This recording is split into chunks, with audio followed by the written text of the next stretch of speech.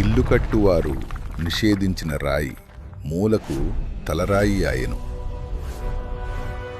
Bible చదువుతున్నప్పుడు కొన్నిసార్లు ఒక వాక్యం మనల్ని అక్కడే ఆపేస్తుంది కదూ, మనల్ని అరే అసలు దీని అర్థమేంటి అని ఆలోచనలో పడేస్తుంది. ఈ రోజు మనం సరిగ్గా అలాంటి ఒక వాక్యం గురించే లోతుగా తెలుసుకోబోతున్నాం. అదే యోహాన్ 8:58. యేసు చెప్పిన ఈ ఒక్క మాట శతాబ్దాలుగా ఎన్నో చర్చలకు దారితీసింది. సరే, మరి ఆలస్యం చేయకుండా దీని లోతుల్లోకి వెళ్ళిపోదామా? ఇదిగోండి, ఆ వాక్యం ఇదే. చూడ్డానికి చాలా సింపుల్గానే ఉంది కదా, కానీ కాస్త లోతుగా వెళ్తే ఇక్కడ చాలా పెద్ద విషయమే దాగి ఉందని మనకర్థమవుతుంది. అసలు యేసు ఈ మాట అన్నప్పుడు ఆయన ఉద్దేశమేంటి? మరి ఇది విన్నవాళ్లు అంతలో ఎందుకు షాకయ్యారు? ఈ విశ్లేషణలో మనం ఇదే తెలుసుకోబోతున్నాం. ఓకే, ఈ రహస్యాన్ని ఛేదించడానికి మన ప్రయాణం ఎలా ఉండబోతుందంటే, ముందుగా అసలు సమస్య ఏంటో చూద్దాం.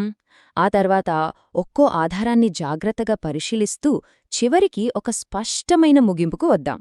మనం ఈ సన్నివేశాన్ని సరిగ్గా అర్థం చేసుకోవాలంటే ఒకసారి కళ్ళు మూసుకొని ఆ సీన్ను ఊహించుకుందాం. అదొక టెన్షన్తో నిండిపోయిన కోర్ట్ రూమ్ లాంటిది. ఒకవైపేమో యేసు ఎంతో ప్రశాంతంగా నిలకడగా ఉన్నారు. మరోవైపు యూదా నాయకులు, వాళ్ల ముఖాలన్నీ కోపంతో ఎర్రగా కందిపోయినున్నాయి. అక్కడ గాల్లో కూడా ఆ శత్రుత్వం, ఆ తీవ్రత మనకు స్పష్టంగా తెలుస్తోంది. వాళ్లకు ఎందుకంత కోపం వచ్చిందో మనకు అర్థం కావాలంటే ఒక్క క్షణం వాళ్ల స్థానంలో ఉండి ఆలోచించాలి. వాళ్లకు అబ్రాహాం అంటే కేవలం ఒక చారిత్రక వ్యక్తి కాదు. ఆయన వాళ్ల జాతికి, విశ్వాసానికి మూలపురుషుడు, ఒక తండ్రిలాంటివాడు.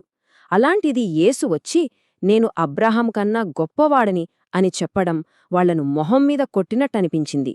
అది వాళ్ల నమ్మకాల పునాదుల్నే సవాలు చేసినట్టయిందన్మాట. సరే, ఇప్పుడు మన విశ్లేషణలోకి పూర్తిగా వెళ్లే ముందు ఈ వచనం గురించి సాంప్రదాయికంగా చాలామంది ఏం నమ్ముతారో ఒకసారి చూద్దాం. చాలా బైబిల్ వ్యాఖ్యానాల్లో, స్టడీ గ్రూపుల్లో మనకు ఇదే కనిపిస్తుంది. అసలు యేసు ఎవరనే విషయాన్ని అర్థం చేసుకోవడంలో ఈ అభిప్రాయం చాలామందిని ప్రభావితం చేసింది. ఈ సంప్రదాయ అభిప్రాయంలోంచి ముఖ్యంగా 2 ఆలోచనలు వస్తాయి. మొదటిది, అబ్రహాము పుట్టకముందే యేసు అక్షరాలా జీవించి ఉన్నాడు అని. ఇక రెండవది, నేను ఉన్నాను అని చెప్పడం ద్వారా తానే సర్వశక్తిమంతుడైన దేవుడినని ఆయన ప్రకటిస్తున్నాడు అని. ఇప్పుడు ఈ 2 అంశాలను మనం ఒక్కొక్కటిగా జాగ్రత్తగా పరిశీలిద్దాం. ఇప్పుడు మనం అనుకోవచ్చు, ఈ సంప్రదాయ అభిప్రాయాన్ని ఎందుకు ప్రశ్నించాలి, సరిపోతుంది కదా అని. కాని నిజం చెప్పాలంటే ఈ సాధారణ వ్యాఖ్యానంలో కొన్ని విషయాలు అంత సరిగ్గా అతకడం లేదు. అందుకే మనం ఆధారాలను ఇంకాస్త లోతుగా తవ్వబోతున్నాం. ముందుగా పుట్టక మునుపే అనే పదం మీద దృష్టి పెడదాం. ఈ ప్రశ్న చాలా అంటే చాలా ముఖ్యమైనది. ఎందుకంటే దీనికి దొరికే సమాధానం మనం ఈ వాక్యాన్ని అర్థం చేసుకునే విధానాన్ని పూర్తిగా మార్చేస్తుంది. ఆయన సమయం గురించి మాట్లాడుతున్నాడా, లేక తన స్థానం, తన ప్రాముఖ్యత గురించి మాట్లాడుతున్నాడా? ఇక్కడ మనం అర్థం చేసుకోవాల్సిన ఒక కీలకమైన పదం ప్రాధాన్యత. దీన్ని సింపుల్గా ఇలా ఆలోచిద్దాం. ఒక పెళ్లిని ప్లాన్ చేస్తున్నప్పుడు అందులో పెళ్లికొడుకు, పెళ్లికూతురే అత్యంత ముఖ్యమైన వ్యక్తులు కదా. ఆ మొత్తం ప్లాన్లో వాళ్లదే ప్రాధాన్యత.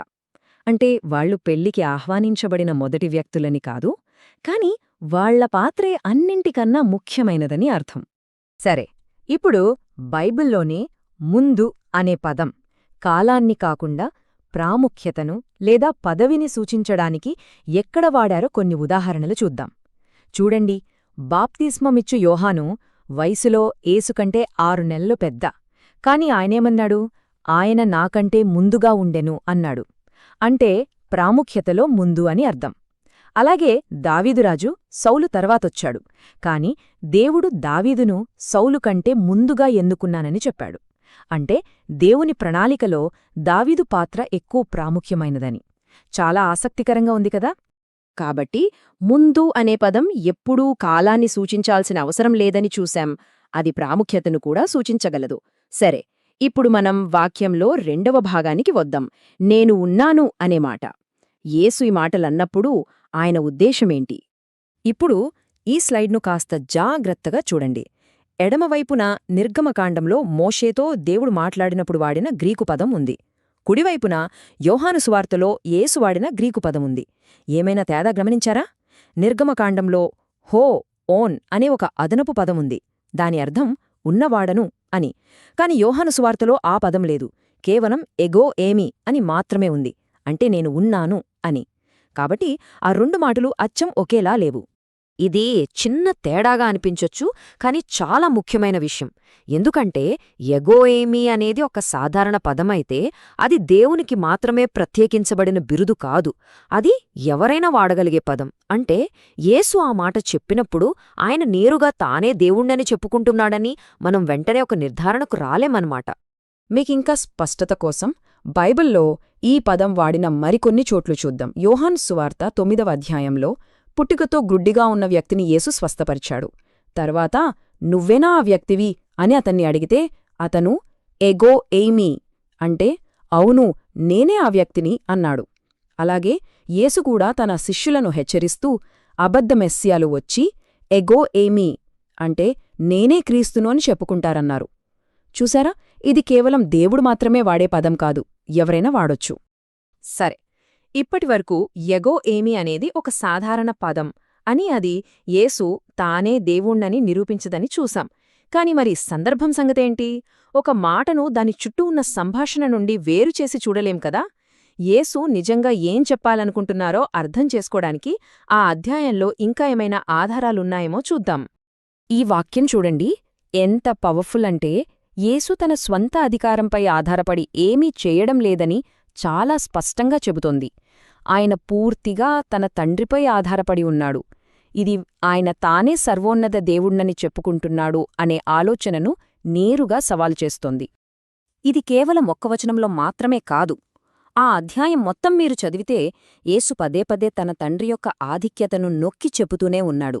ఆయన దేవుడు నన్ను పంపాడు, నేను దేవుని నుండి విన్న సత్యాన్ని మీకు చెబుతున్నాను, నన్ను గౌరవించేది నా తండ్రి లాంటి మాటలు చెబుతూనే ఉన్నారు. ఈ మాటలన్నీ విన్నప్పుడు ఆయన తనను తాను దేవుని ప్రతినిధిగా చూసుకుంటున్నాడు కాని తానే దేవుణ్ణని చెప్పుకోవడం లేదని స్పష్టమవుతుంది. సరే, మనం ఇప్పటిదాకా గ్రీకు భాష నుండి ఆధారాన్ని చూశాం, అధ్యాయం యొక్క సందర్భాన్ని చూశాం, బైబిల్లోని ఇతర భాగాల నుండి కూడా ఉదాహరణలు చూశాం. ఇప్పుడు వీటన్నింటినీ కలిపి ఒక పెద్ద చిత్రంగా చూద్దాం. చివరికి మనకు ఏమర్థమవుతోందో చూద్దాం. కాబట్టి వీటన్నిటినీ కలిపి చూస్తే అర్థమయ్యేదేంటంటే, యేసు అబ్రహాము పుట్టకమునపే నేనున్నాను అని చెప్పినప్పుడు ఆయన తన వయస్సు గురించి మాట్లాడటం లేదు. దేవుని ప్రణాళికలో తన స్థానం గురించి, తన పాత్ర గురించి మాట్లాడుతున్నాడు. తానే ఆ వాగ్దానం చేయబడిన మస్సీహా అని, ప్రపంచ రక్షకుడుగా దేవుడు ఆది నుండి ఎన్నుకున్న వ్యక్తిని తానే అని ఆయన చెప్తున్నాడు. యూదుల విశ్వాసానికి తండ్రి అయిన అబ్రహాము కూడా ఈ మస్సీహా వచ్చే రోజుకోసమే విశ్వాసంతో ఎదురుచూశాడు. మరి ఇదంతా తెలుసుకోవడం ఎందుకంత ముఖ్యం? ఇది చాలా ముఖ్యం. ఎందుకంటే ఇది మనం యేసుని చూసే విధానాన్ని పూర్తిగా మారుస్తుంది.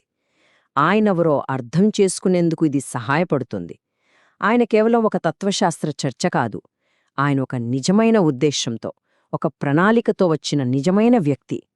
దేవుని వాగ్దానాలన్నింటినీ నెరవేర్చడానికి, మనల్ని తిరిగి తండ్రి దగ్గరికి నడిపించడానికి ఆయన వచ్చాడు.